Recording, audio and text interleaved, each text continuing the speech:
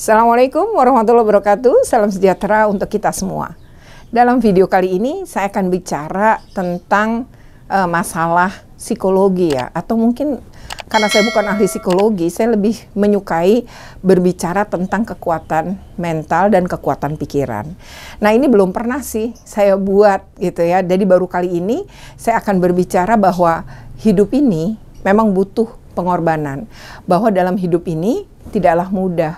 Jadi setiap orang walaupun punya segalanya tidak bisa mudah juga menjalankan hidup. Jadi dalam hidup nggak selalu semuanya serba enak. Dalam hidup itu kita akan mengalami yang namanya di bawah, yang namanya di atas, seperti roda yang berputar, atau kadang-kadang di dalam hidup ini kita akan merasakan bahagia banget, tapi ada kita merasa sedih banget. Jadi tidak pernah dalam hidup itu seseorang akan mulus, bahagia terus selamanya dan sepanjang hidupnya, tuh tidak. Jadi justru yang namanya hidup itu kita mengalami gitu ya berbagai ujian. Nah, indahnya hidup itu justru di situ. Nah, seperti apa video ini kita akan ikuti terus ya. Tapi jangan lupa sebelumnya untuk di like, share, comment, and subscribe. Bagi yang belum subscribe, segera bunyikan loncengnya dan ayo kita omongin tentang bagaimana hidup ini harus dijalani.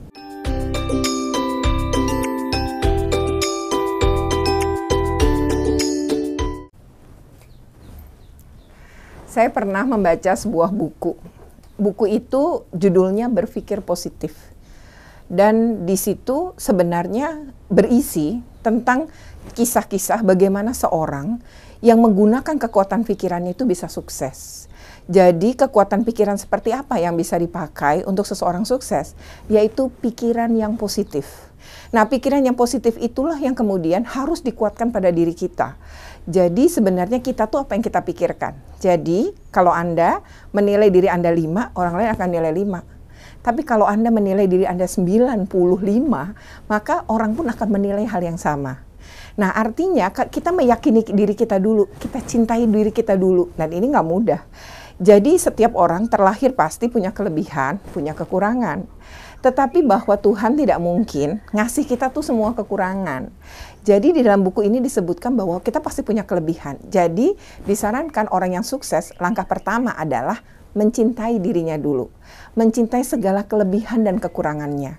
Dia mengenali dirinya sehingga dia tuh tahu, kalau kenal dirinya dia tahu apa potensinya. Nah, disitulah konsep dirinya bisa terbangun. Nah, konsep diri ini adalah sebuah penilaian pada diri kita tentang apa yang akan dan harus serta dapat dilakukan. Nah, konsep diri ini dibangun. Jadi ketika itu misalnya kita anak SD gitu, anak SMP nanti mau ke SMP mana, SMP nanti mau ke SMA itu jurusan apa, kuliah nanti mau di mana, cita-citanya apa. Jadi 5-10 tahun yang akan datang, dia bisa tahu. Jadi dia udah punya tuh sketsa hidupnya. Jadi dia akan seperti apa, itu namanya konsep diri. Jadi Gardner mengatakan dalam bukunya ada 9 kecerdasan di dunia ini. Dan tidak semua orang memiliki ya semua kecerdasan. Ada orang yang punya semuanya, ada. Tapi ada orang yang tidak. Jadi kecerdasan akademik misalnya itu hanya salah satu loh. Tapi kenapa ya kecerdasan akademik itu kok sepertinya didewakan gitu. Nah, bagaimana dengan orang yang terlahir tidak dengan kecerdasan akademik? Nah, berarti dia bukan orang yang beruntung kan, kira-kira begitu. Padahal sebenarnya kata Gardner tidak. Jadi seluruh manusia di dunia ini pasti punya kecerdasan dari yang 9 tadi. Bisa orang punya salah satu, tapi bisa juga punya 2, 3, atau bahkan punya keseluruhan. Ya. Nah, seperti apa? Ya, misalnya begini. Kita jago nari. Itu kecerdasan, nggak semua orang jago nari. Kita bisa main musik, tidak semua orang bisa main musik. Kita jago nyanyi, tidak semua orang dikaruniai suara yang indah. Nah, tapi tidak semua orang juga ya kemudian dia misalnya jago hebat di akademik. Ya emang Tuhan kasih dia itu.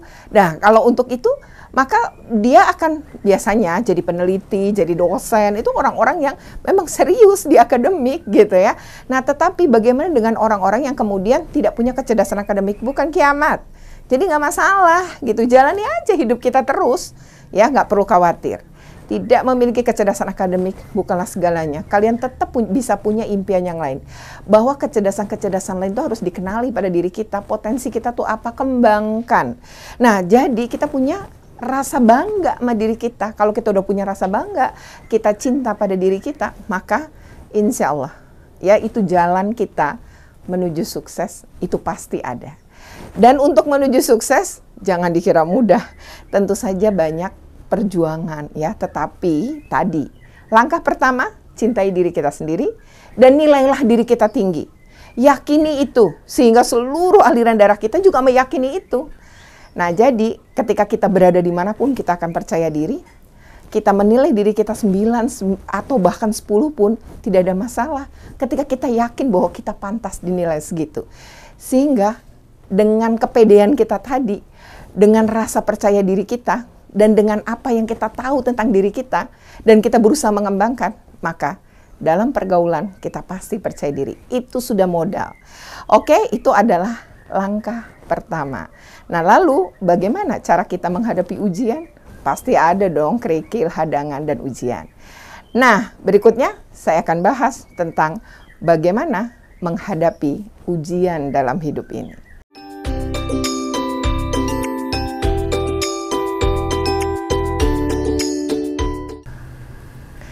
Nah, selanjutnya adalah kiat bagaimana kita menghadapi ujian dalam hidup. Pernah nggak dengar orang sukses nggak pernah mengalami ujian? Nggak akan ada. Semua orang sukses itu pasti kurang tidur tuh. Paling tidak dia bekerja bisa sampai 10-14 jam, bahkan mungkin 18 jam. Yang kedua, tidak ada orang sukses itu yang sebelumnya misalnya dia tidak direndahkan, tidak disepelekan. Ya, bisa jadi dia itu dulu pernah disepelekan, pernah dihina, pernah direndahkan. Dan barangkali ya dia pernah mengalami sakit yang ribuan kali gitu. Jadi beribu-ribu kali sakit itu bisa terjadi sama orang yang sukses. Hanya dia itu nggak baper. Mungkin dia tidak nyaman hari itu. Mungkin dia tidak nyaman, pasti ada lah namanya manusia kan. Tetapi itu tidak lama, dia akan lawan. Lawannya apa? Karena dia punya tujuan tadi, konsep dirinya jelas. Dia punya arah, dia punya tujuan. Jadi kalau pakai alamat, kira-kira gini, kita nyari alamat. Kalau alamatnya itu jelas, lengkap, pokoknya tandanya apa dan sebagainya, kan itu pasti kita lebih cepat sampai. Begitupun dengan tujuan hidup kita, begitupun dengan cita-cita kita. Jadi kalau jelas, terkonsep dengan jelas itu dalam diri kita, mau jadi apa, mau jadi siapa, kita tahu apa kekuatan kita, maka kita nggak perlu kesasar-sasar, salah jurusan, lari ke itu udah nggak akan pernah gitu. Jadi orang yang sukses itu karena dia punya konsep diri tadi, maka dia akan jelas itu arah dan tujuannya dia. Nah, ketika mencapai arah dan tujuan tadi, dalam perjalanan ke sana pasti banyak lika-liku, banyak kerikil, mungkin juga batu besar, dia mungkin juga berdarah-darah, mungkin juga dia menangis, kehujanan, kepanasan, istilahnya seperti itu, dia akan alami. Dan orang yang sukses pasti bangkit dari segala kegagalan, seperti misalnya bisnismen atau orang-orang yang sekarang berdagang atau dia menjadi pedagang besar, pasti dia pernah bangkrut, dia pernah ditipu, dia pernah rugi besar, itu biasa. Ya begitulah hidup. Jadi hidup itu pasti penuh pengorbanan. Jadi kalau kita kemudian dihina orang, disakiti orang, tanamkan aja sama diri kita.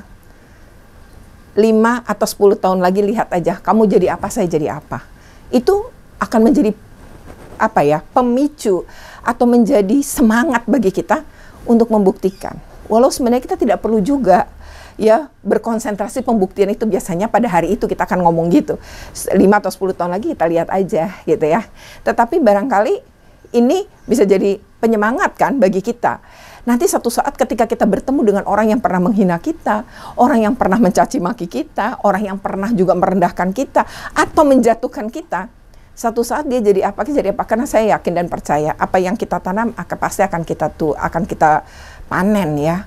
Jadi misalnya kita meletakkan kebaikan dimanapun, kebaikan nggak usah ragu. Berbuat baik itu jangan pernah ragu. Jadi lakukan aja terus gitu kebaikan-kebaikan itu. Nanti biarlah orang ya akan melihat, karena kebaikan itu dirasakan, bukan dikatakan bahwa saya orang baik, tidak. Jadi langkah bagaimana kita mengatasi problem dari itu, nggak usah baper, jangan mudah patah, tapi setiap jatuh bangkitlah lagi. Tidak mudah, iyalah pasti. Tetapi kalau tujuan hidup kita kuat, konsep diri kita kuat, semua pasti bisa kita atasi.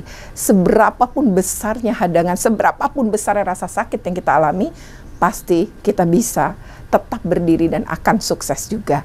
Jadi ya sekali lagi, nggak usah khawatir kalau kamu gagal. Gagal itu adalah hal yang biasa. Seringkali orang yang sukses itu kegagalannya bisa berkali-kali. Baru nanti suksesnya beberapa kali. Antara gagal sama sukses pasti lebih banyak gagal. Begitulah hidup, nikmati prosesnya. Dengan menikmati proses, maka ketika kita berhasil, pasti ada kebahagiaan dan senyum serta tawa yang jauh lebih kita nikmati dibanding kita mendapatkan sesuatu dengan instan, bukan dengan perjuangan kita sendiri. Oke, demikian ya video ini. Semoga bermanfaat. Kita akan ketemu lagi dengan video-video sejenis ini. Artinya, ini mungkin lebih bisa disebut video penyemangat. Mari berbagi kebaikan, mari berbagi hal-hal positif, berpikirlah positif terus dalam hidup ini, karena hanya orang-orang positiflah yang bisa maju. Jauhi orang-orang negatif, mereka toksin. Mereka itu racun bagi kita.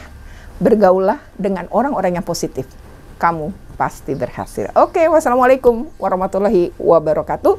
Jangan lupa untuk di-like, share, comment, and subscribe ya. Sebelum ini, jangan lupa loh ya, yang belum membunyikan loncengnya, segera bunyikan loncengnya agar terupdate terus dengan video-video menarik di Jurnal Retno Listiarti.